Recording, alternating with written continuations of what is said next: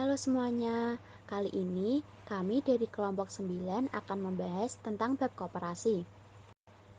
Nah, pada bab koperasi ini dibagi lagi menjadi 3 subbab, yaitu konsep koperasi yang meliputi sejarah koperasi, pengertian, asas, landasan dan tujuan koperasi, dan lain-lain.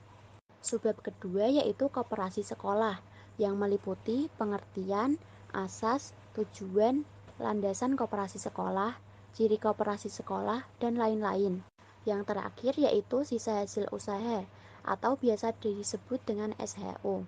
Yang pertama yaitu sejarah koperasi. Koperasi lahir karena inspirasi tokoh-tokoh seperti Robert Owen, Francois Charles Fourier, Louis Blanc, dan Ferdinand Lassalle. Tokoh-tokoh tersebut memprotes kemiskinan yang terjadi akibat revolusi industri dan sistem kapitalis. Koperasi Rochdale merupakan koperasi konsumsi pertama di dunia. Didirikan di Rochdale, Inggris oleh Robert Owen yang selanjutnya dikenal sebagai Bapak Koperasi. Nah, koperasi di Indonesia dipelopori oleh R. Aryawiri Atmaja yang mendirikan koperasi simpan pinjam yang saat itu bernama Gulspar Bank. Koperasi di Indonesia dapat berkembang dengan diawali pada tanggal 12 Juli 1947. Diadakan Kongres Koperasi pertama di Tasikmalaya dan tanggal itu ditetapkan sebagai Hari Koperasi loh. Lalu, Muhammad Hatta dikenal sebagai Bapak Koperasi Indonesia.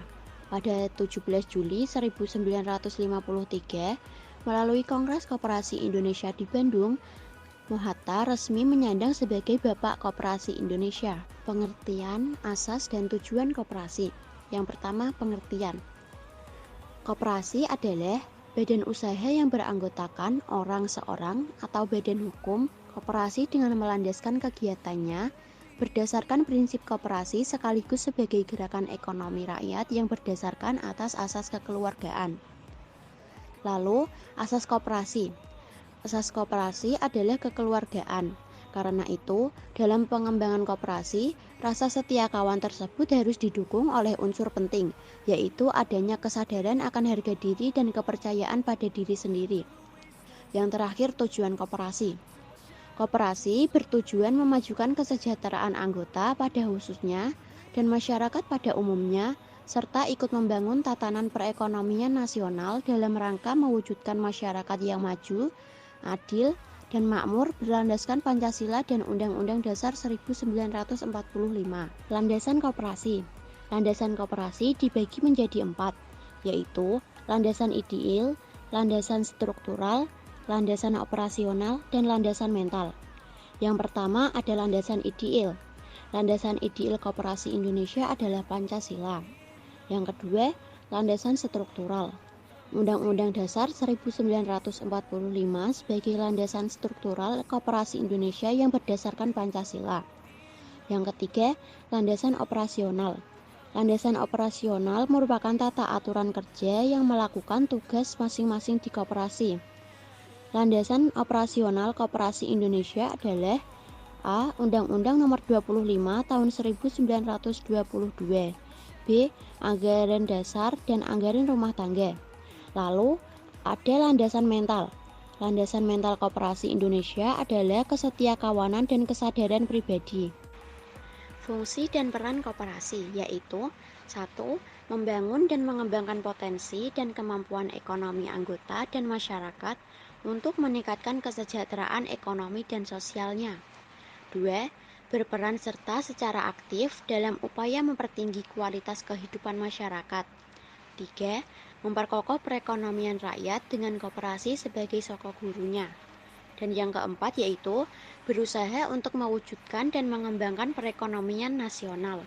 Prinsip koperasi. 1. Keanggotaan bersifat sukarela dan terbuka. 2. Pengelolaan dilaksanakan secara demokratis. 3. Mandiri. 4. Pembagian sisa hasil usaha secara adil sebanding dengan besarnya jasa masing-masing anggota. 5. Pemberian balas jasa terbatas atas modal. 6. Koperasi menyelenggarakan pendidikan dan pelatihan bagi anggota, pengurus, dan pengawas. 7. Kerjasama antar koperasi. Perangkat organisasi koperasi. Perangkat organisasi koperasi dibagi menjadi 3, yaitu yang pertama ada rapat anggota. Rapat anggota merupakan kekuasaan tertinggi yang menentukan kebijakan koperasi. 2. Pengurus. Pengurus dipilih dari dan oleh anggota dalam rapat anggota. Masa jabatan pengurus paling lama 5 tahun. 3. Pengawas. Pengawas dipilih dari dan oleh anggota koperasi dalam rapat anggota dan bertanggung jawab kepada rapat anggota. Penggolongan koperasi. Koperasi digolongkan berdasarkan keanggotaannya dan jenis usahanya. Berdasarkan keanggotaannya dibagi menjadi 2, yaitu koperasi primer dan koperasi sekunder. Koperasi primer adalah koperasi yang beranggotakan oleh perseorangan dengan jumlah minimal 20 orang. Koperasi sekunder adalah koperasi yang beranggotakan beberapa koperasi berbadan hukum. Koperasi sekunder terbagi lagi menjadi berikut. 1. Koperasi pusat, 2. Koperasi gabungan, dan 3. Koperasi induk. Koperasi pusat adalah koperasi yang anggotanya minimal 5 koperasi primer. Koperasi gabungan adalah koperasi yang anggotanya minimal 3 koperasi pusat. Dan koperasi induk adalah koperasi yang anggotanya minimal 3 koperasi gabungan. Koperasi berdasarkan jenis usahanya dibagi lagi menjadi 4, yaitu koperasi produksi, koperasi konsumsi, koperasi simpan pinjam, dan koperasi serba usaha. Yang pertama yaitu koperasi produksi. Koperasi produksi adalah koperasi yang melakukan kegiatan usaha membantu proses produksi yang dilakukan anggotanya. Contohnya, koperasi pengrajin anyaman. 2. Koperasi konsumsi. Koperasi ini kegiatannya menyediakan atau menjual kebutuhan sehari-hari anggotanya. 3. Koperasi simpan pinjam. Koperasi ini kegiatan usahanya menyediakan layanan simpanan dan pinjaman bagi anggotanya. Keempat, koperasi serba usaha. Koperasi serba usaha adalah koperasi yang melakukan kegiatan lebih dari satu jenis. Misalnya, selain sebagai koperasi simpan pinjam juga menjual kebutuhan sehari-hari anggotanya. Model koperasi. Model koperasi dibedakan menjadi 2 macam, yaitu modal sendiri dan modal pinjaman. Modal sendiri dapat berasal dari simpanan pokok, simpanan wajib, dana cadangan, dan hibah. Simpanan pokok adalah simpanan yang wajib dibayar ketika seseorang jadi anggota. Lalu ada simpanan wajib. Simpanan ini wajib dibayar anggota secara berkala. Dana cadangan. Dana cadangan diperoleh dari penyisihan sisa hasil usaha. Dan yang terakhir hibah. Hibah adalah sejumlah uang atau barang yang diterima dari pihak lain dan tidak mengikat. Yang kedua, modal pinjaman.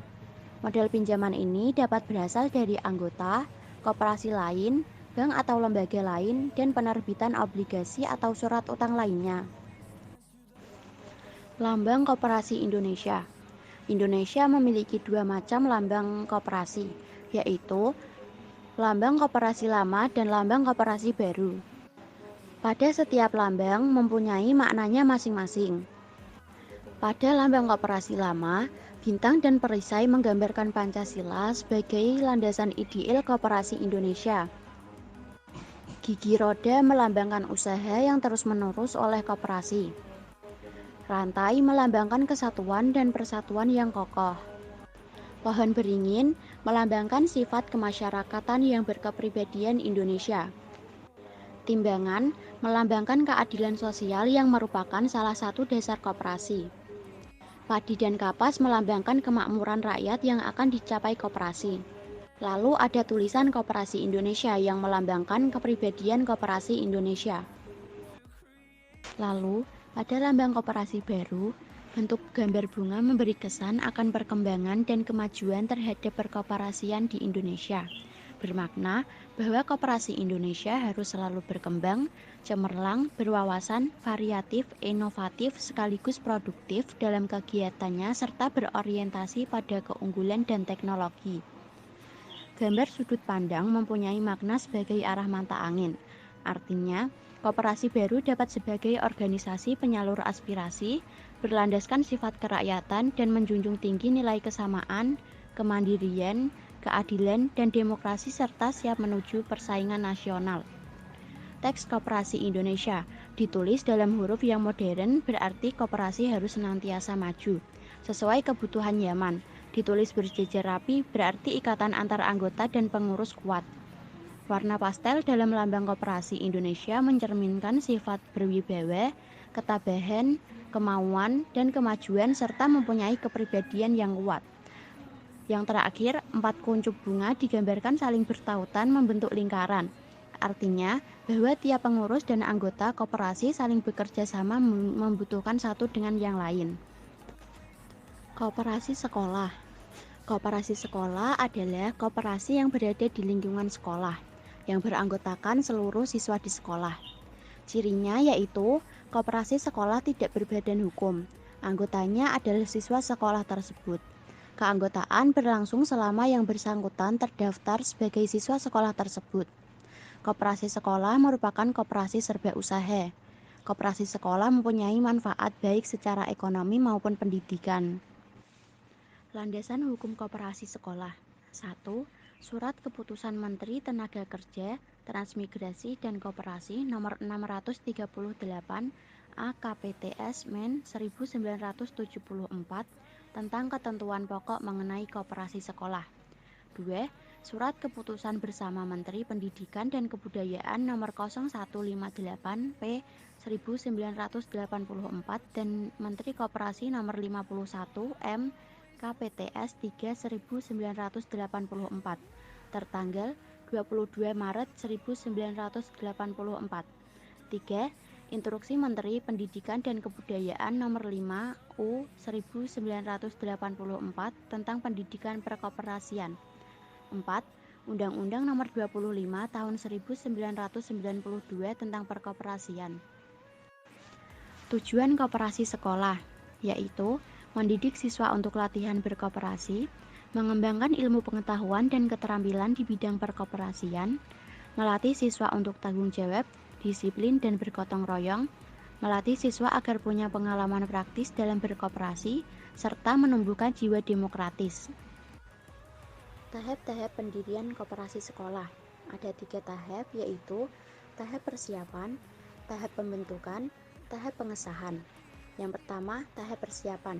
Pada tahap ini, kepala sekolah, guru, dan siswa mengadakan pertemuan untuk membahas pendirian koperasi sekolah. Lalu, tahap pembentukan. Pada tahap pembentukan adalah rapat pembentukan yang dihadiri kepala sekolah, siswa, dan lain-lain. Yang terakhir yaitu tahap pengesahan. Setelah pembentukan koperasi sekolah, tahap selanjutnya adalah pengajuan pengesahan ke kantor koperasi setempat. Jenis usaha koperasi sekolah. 1. Unit usaha pertokoan. Unit ini bertujuan melayani kebutuhan pokok para siswa. 2. Unit usaha kafetaria atau kantin sekolah. Unit ini bertujuan menyediakan kebutuhan makanan dan minuman bagi siswa dengan efisien. 3. Unit usaha simpan pinjam. Unit ini bertujuan mendidik siswa untuk hemat dan gemar menabung. Dan yang keempat, unit usaha jasa lainnya. Unit ini bertujuan memberikan layanan jasa pada para siswa. Pengelolaan koperasi sekolah. 1. Pada bidang keanggotaan. Perlu diatur tentang syarat keanggotaan, masa berakhir, hak dan kewajibannya. Adapun hak siswa sebagai anggota koperasi sekolah yaitu memilih dan dipilih sebagai pengurus, memberikan saran baik diminta maupun tidak, mendapatkan sisa hasil usaha sesuai ketentuan, mendapat pelayanan yang sama dengan anggota lainnya, memberikan suara dalam rapat anggota, serta mengetahui perkembangan koperasi. Selain memiliki hak, anggota juga mempunyai kewajiban, di antaranya yaitu mematuhi anggaran dasar dan anggaran rumah tangga yang telah ditetapkan, berpartisipasi aktif dalam kegiatan memajukan koperasi, serta menjaga nama baik koperasi sekolah.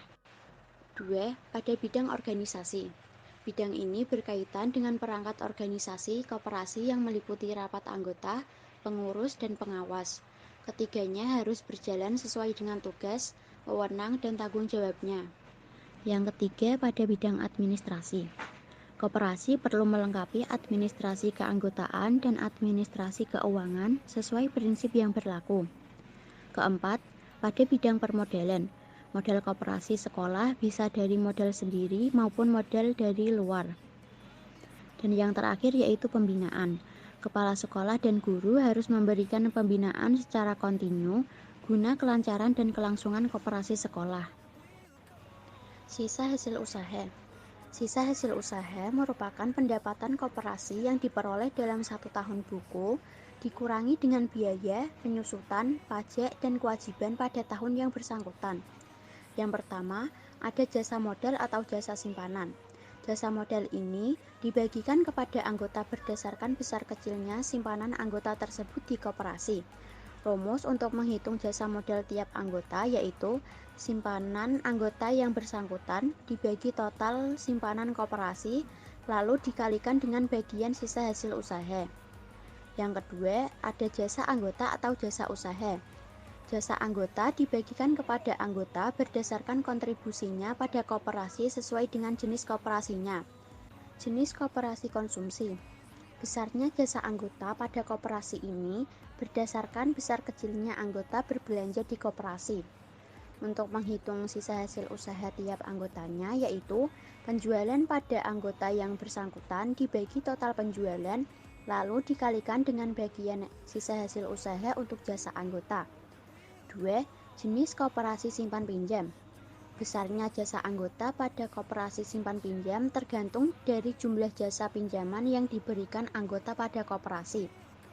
Untuk menghitung sisa hasil usaha tiap anggotanya yaitu pinjaman anggota yang bersangkutan dibagi total pinjaman di koperasi lalu dikalikan dengan bagian sisa hasil usaha untuk jasa anggota.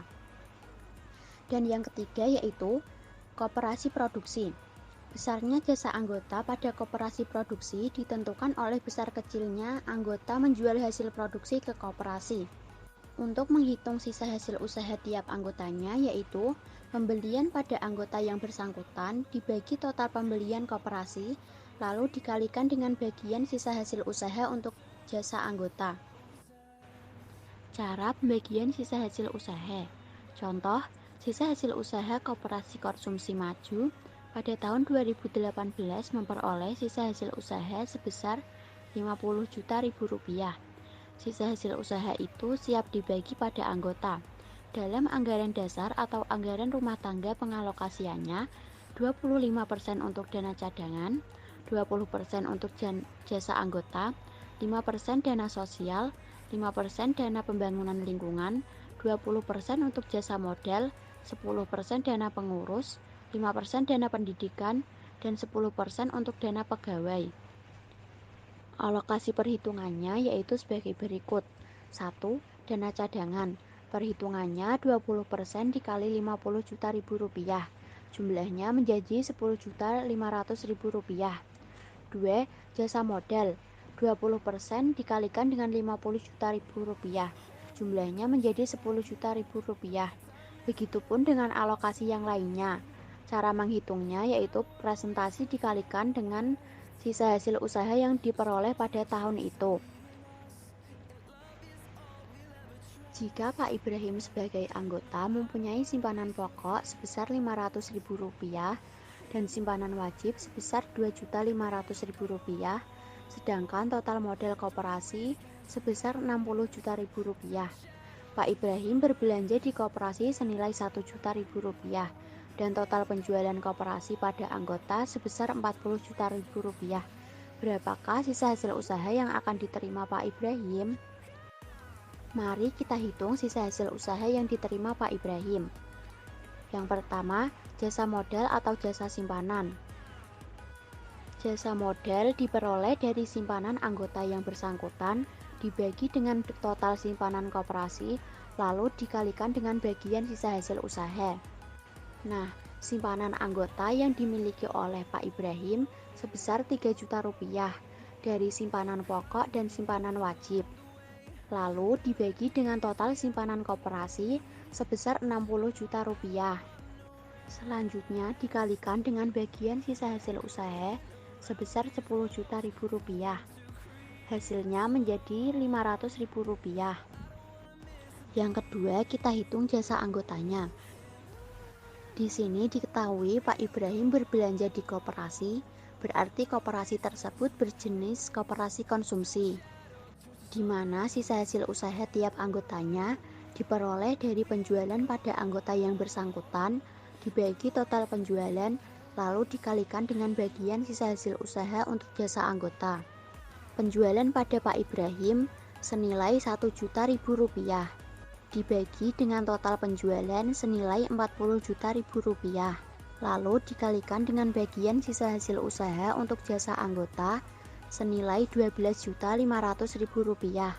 Lalu hasilnya adalah 312.500.000 rupiah. Jadi sisa hasil usaha yang diterima Pak Ibrahim adalah 500.000 rupiah ditambah dengan 312.500 rupiah, jumlahnya menjadi 812.000 rupiah. Jadi sisa hasil usaha yang diterima Pak Ibrahim adalah 500.000 rupiah ditambah 312.500 rupiah, jumlahnya menjadi 812.500 rupiah. Sekian dari kelompok kami. Apabila masih banyak kesalahan, mohon dimaafkan. Terima kasih semuanya.